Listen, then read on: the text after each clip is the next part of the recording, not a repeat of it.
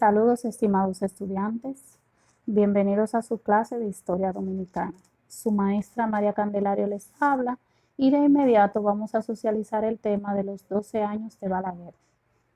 Sabemos que después de la Guerra de Abril de 1965, la Organización de Estados Americanos y la Embajada norteamericana lideraron las negociaciones que finalizaron en un gobierno provisional, el cual organizó elecciones en el año de 1966. En ese mismo sentido, el presidente Joaquín Balaguer se juramentó el 1 de junio de ese mismo año en un acto público. Y entre las primeras medidas que tomó ese nuevo gobierno podemos mencionar la promulgación de una ley de austeridad en la cual se rebajaron y se congelaron los salarios de empleados y funcionarios públicos. También se prohibió la importación de artículos suntuarios, o sea, de artículos de lujo y de automóviles de lujo. Se estableció un tope máximo de 300 pesos a las pensiones. Balaguer gobernó su primer cuatrenio a través de un contrato financiero que permitió esa ley de austeridad. Podemos decir que mediante esta ley de austeridad fue eliminado de igual manera el doble sueldo de Navidad a los empleados públicos que ganaban un sueldo por encima de los 200 pesos. Cabe resaltar que otra medida importante que se tomó durante esos 12 años de Balaguer está en la modificación de la Constitución.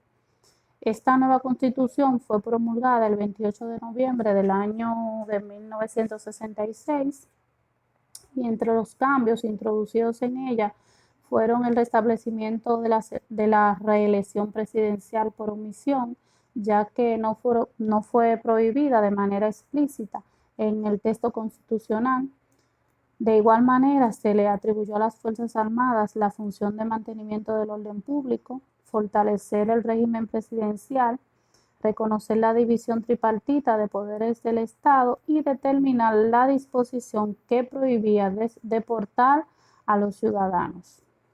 Vamos a ver, habiendo visto esas primeras medidas del gobierno de los 12 años de Balaguer, vamos a ver ahora algunas características de ese nuevo gobierno. Durante los 12 años de Balaguer se impuso una paz de los sepulcros. Esto significó el inicio de un ciclo de represión por el cual fueron asesinados muchos de los principales dirigentes políticos de oposición y centenares de estudiantes opositores. O fueron desaparecidos o fueron asesinados por los militares y policiales, por fuerzas militares y fuerzas policiales. Otras características también de este gobierno de Balaguer fueron las reelecciones y fraudes electorales. Balaguer se convirtió en un caudillo político mediante reelecciones, división de los sectores de oposición y la influencia que tenía en la Junta Central Electoral. Podemos ver también como una característica principal de ese gobierno de Balaguer la dependencia que tenía de los norteamericanos. La dependencia norteamericana lo hizo a través de la Agencia Interamericana de Desarrollo, mediante la cual se canalizaron programas y fondos que sostuvieron el gobierno y esos fondos se destinaron al incentivo industrial. Así se logró un proyecto de modernización y desarrollo capitalista. Otra característica del gobierno de Balaguer fue el populismo y el clientelismo. En ese sentido se desarrollaron repartos de alimentos, también juguetes, viviendas, utensilios agrícolas para la población que vivía en el campo. De igual manera se creó la Cruzada del Amor y el movimiento agrario reformista, el cual durante las campañas distribuyó tierras y viviendas a cambio de apoyo político. Podemos también ver cómo hubo un cambio en la política económica hacia ese desarrollismo. En ese sentido, el año de 1967 fue llamado Año del Desarrollo, porque se destinó a promover el despegue económico del país. Ese modelo desarrollista privilegiaba la construcción de infraestructura vial y de grandes obras como presas, canales de riego, planes habitacionales y reordenamiento urbano para los sectores más pobres. De igual manera, podemos ver cómo se incentivó la industria a través de crédito bancario.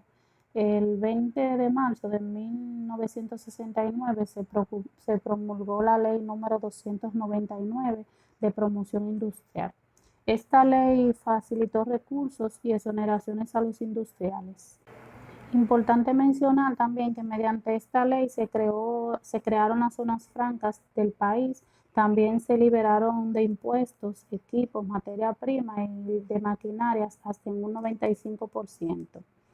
A la zona franca se les exoneró del pago de los impuestos y se dieron ventajas arancelarias a empresarios e industriales. Entre esta política económica desarrollista también estuvo la inversión privada y el estímulo a la inversión extranjera. Se creó en el Banco Central el Fondo Institucional de Desarrollo, el cual facilitó recursos a compañías privadas. Los préstamos eran flexibles, a largo plazo y con bajos intereses. Como consecuencia de esta política, podemos decir que la producción local de empresas del Estado decayó.